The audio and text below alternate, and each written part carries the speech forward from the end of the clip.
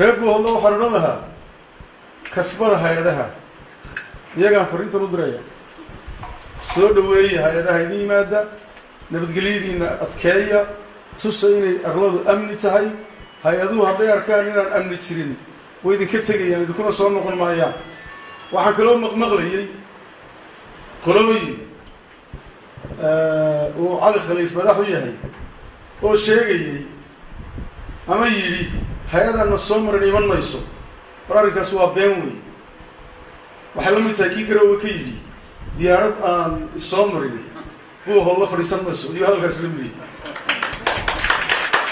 reer buu hodlo waxaan leeyahay cid kastoo isku dayda inay carqaladayso imaatinka hay-adaha waa cid dantiina iyo horumarkiina iyo dadnimadiina ka soo horjeeda meel uga soo wada jeesta